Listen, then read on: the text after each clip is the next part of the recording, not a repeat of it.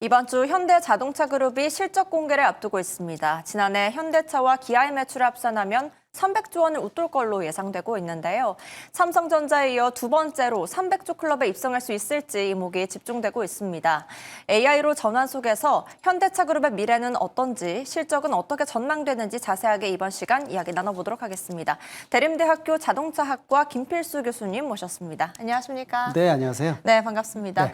일단 최근 현대차가 좋은 주가 흐름을 보이고 있는데 시가총액이 100조를 돌파하면서 코스피 시장 시총 3위로 올라서기도 했습니다.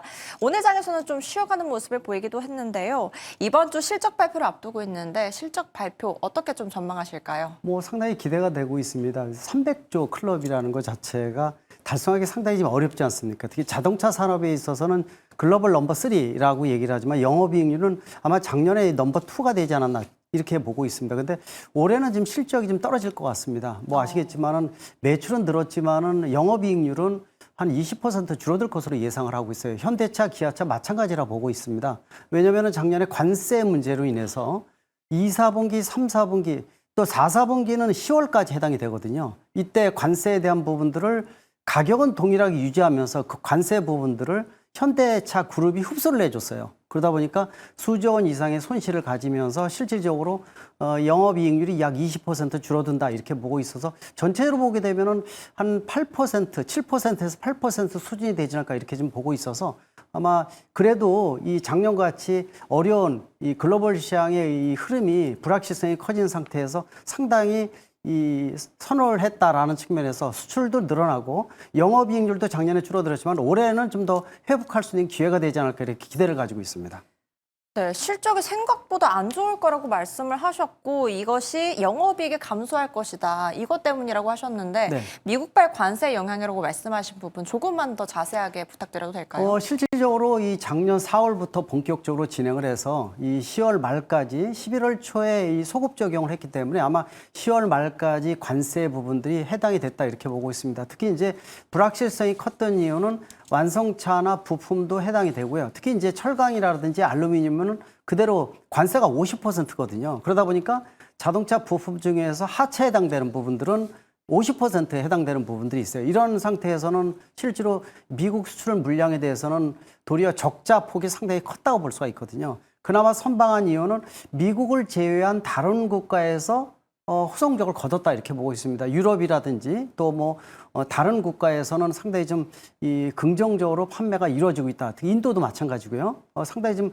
커지고 있습니다. 그러나 영업이익률에 대해서는 미국이 전체 이 현대차 그룹의 이 50%를 영업이익률을 구하고 있는 측면에서 관세에 대한 부분들은 급격히 하락했기 때문에 그래서 20%가 줄어들어서 재작년만 하더라도 영업이익률이 거의 28조 원 정도가 됐었어요. 근데 21조 원 정도니까 약 7조 원 정도가 줄어들어서 상당히 좀 불이익을 받았다라고 보고 있지만은 그러나 0%의 관세가 15%로 줄어든다 하더라도 이 내지 않았던 비용을 그대로 부담을 하는 거거든요. 이런 부분들은 어떻게 최소화할 것인지에 대한 부분들은 좀 더 그림을 확실하게 그려야 될 것 같아요. 현대차에서도 발표했지만은 미국에서 판매하는 차종은 되도록이면은 미국에서 생산하겠다라고 발표를 했습니다. 2030년에 최대 80%까지 물량을 늘리겠다고 얘기했습니다.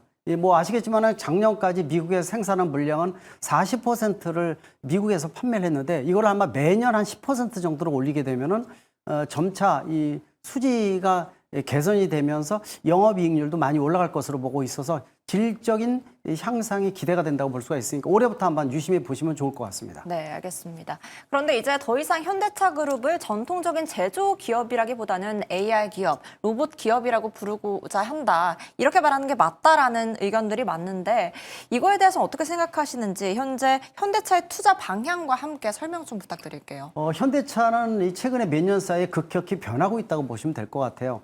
기존의 글로벌 자동차 제작사는 엔진과 변속기를 중심으로 해서 어떻게 보면 기계 부품, 기계 자동차를 만들었다고 보시면 되거든요. 그러나 최근에 전기전자 시스템뿐만이 아니라 자율주행이라든지 각종 첨단 시설이 들어가면서 또 이 자율주행 기술과 인공지능 기술까지 포함을 하고 있습니다. 그래서 전통적인 굴뚝 산업에서 미래의 모빌리티 기업으로 급격히 변하고 있는 시점이 현대차 그룹이다라고 분명히 강조를 할 수 있습니다. 그러다 보니까 최근에 현대차 그룹에서 투자를 발표한 내용들을 보게 되면은 전통적인 기계 부품보다 전기전자, 반도체, 특히 이제 알고리즘, 우리가 SDV라고 해서 소프트웨어 디파인드 비클 이렇게 약자를 쓰고 있는데 이게 무슨 얘기냐면은 전통적인 이 제조 산업의 굴뚝 산업이 아니라 알고리즘을 중심으로 하는 움직이는 휴대폰을 만든다, 움직이는 가전제품을 만든다는 뜻을 가지고 있습니다. 따라서 이 부분에다가 집중적인 투자량을 늘리고 있기 때문에 여기에다가 우리가 이 모빌리티 하게 되면은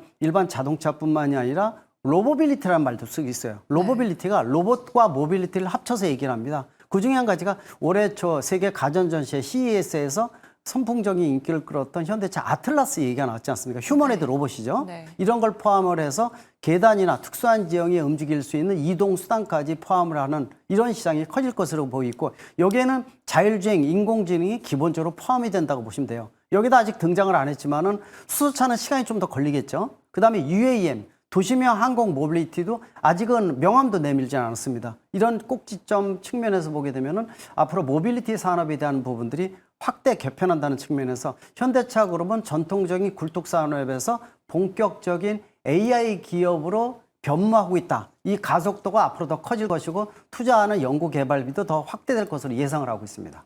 네, 확실히 이번 CES 2026에서 발표됐던 현대차 그룹의 휴머노이드 로봇, 이 아틀라스의 경제 효과가 굉장히 컸었는데 그렇기 때문에 현대차는 이제 규모의 경제를 좀 확보하려고 하고 있는 상황이잖아요. 네.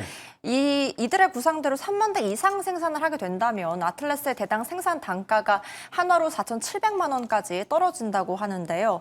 그렇게 규모의 경제에 도달하게 되면 감축되는 비용은 좀 어느 정도일지, 거기까지 도달하기까지의 시간은 좀 얼마 정도로 예상하실까요? 지금 현재로서는 미국 메타플랜트 공장에 아틀라스 투입을 해서 계속 시험을 하고 있습니다. 계속 기능을 향상시키고 있다는 거죠. 이런 과정은 앞으로 약 2년 동안 더 진행을 하면서 2년 후에는 3만 대를 생산할 수 있는 시설을 갖추겠다라는 겁니다.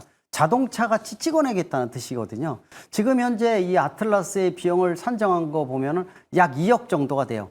초기에 그 로봇 괴락 스팟이라고 들어보셨을 거예요. 현재 현장에 투입되고 있죠. 네. 이 스팟이 초기에 나왔던 것이 8천만 원 정도였어요. 근데 지금 상당히 많이 떨어지고 있거든요. 근데 아틀라스는 대량 생산하고 또 내부에서 계열사에서 집중적으로 이 부품을 공유를 하면서 생산을 하게 되면 비용이 더 떨어질 수가 있어요. 뭐 발표가 됐지만은 아틀라스에 들어가는 가장 중요한 게 액추에이터입니다. 액추에이터가 전체 로봇 비용의 60%를 차지하는데 이게 현대모비스에서 생산하겠다. 계열사에서 집중적으로 공략을 하겠다고 발표를 했거든요. 이렇게 된다면은 비용도 많이 떨어지면서 말씀하신 대로 3만 대면은 이 5천만 원 미만으로 떨어집니다. 그리고 7만 대 이상이 넘어가게 되면은 우리가 일반 대중차를 사는 거하고 똑같아요.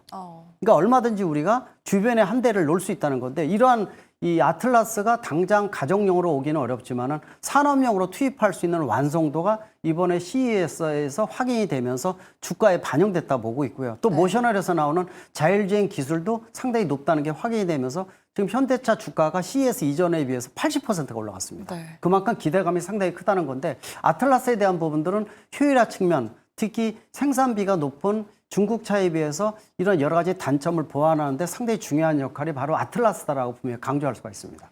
네, 이렇게 전환하는 속에서 갈등이 커질 우려도 좀 커지고 있는데요. 피지컬 AI와 또 노조의 경쟁 구도, 노조와 로봇의 갈등이 점화되고 있습니다. 네. 로봇 위주의 산업 전환이 노동자들에게 미칠 영향이 좀 클 것 같은데 어떻게 보시는지, 그리고 합의점 도출을 위해서는 어떤 것들이 좀 필요할지요?